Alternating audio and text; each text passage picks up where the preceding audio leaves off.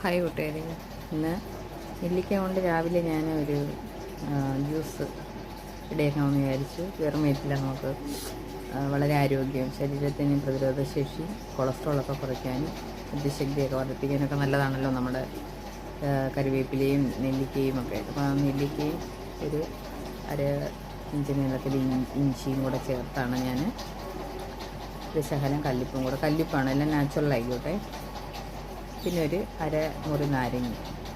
അപ്പം ഞാൻ ഇഞ്ചി ഇട്ടിട്ടുണ്ട്.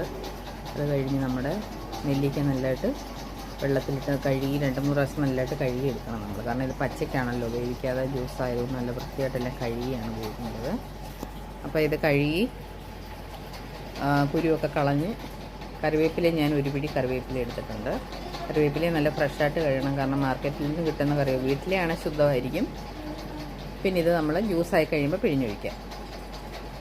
അപ്പോൾ അതിനായിട്ട് ഇത്രയും സാധനങ്ങൾ അതിലോട്ട്: ഇഞ്ചി, നെല്ലിക്ക, 3 വലിയ നെല്ലിക്കയാണ്, ഞങ്ങൾ 3 പേർക്ക് കുടിക്കാനുള്ള ജ്യൂസിന് വേണ്ടിയാണ്. അപ്പോൾ അര സ്പൂണോളം കല്ലും ഇത്രയിട്ട് നല്ലതായിട്ട് നമുക്കൊന്ന് ആദ്യം അരച്ചെടുത്തിട്ട്, പിന്നെ ഞാൻ നമ്മുടെ കുടിക്കുന്ന വെള്ളം ഒരു ഈ ചെറിയ കൊച്ചു പാത്രത്തിന് ഇത്രയും വെള്ളം കൂടെ പിന്നെ ചേർത്ത് ഞാൻ അടിച്ച് നല്ലതായിട്ട് എടുക്കും. അപ്പോഴാണ് നല്ലതായിട്ട് അരയുന്നത്. കാരണം ഇതല്ലെങ്കിൽ ആദ്യം വെള്ളം ഒഴിച്ചെങ്ങനെ നെല്ലിക്ക അങ്ങനെ കിടക്കും.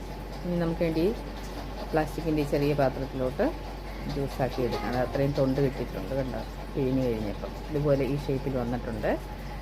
ഇനി നമുക്ക് ജ്യൂസ് ഒഴിക്കുന്ന ഗ്ലാസ്സിലോട്ട് ഒഴിച്ച് വെച്ചിട്ട് നമ്മുടെ ആ നാരങ്ങ, ഒരു അരമുറി നാരങ്ങ എടുത്ത് വെച്ചിട്ട് അതുകൂടെ പിഴിഞ്ഞൊഴിക്കാം.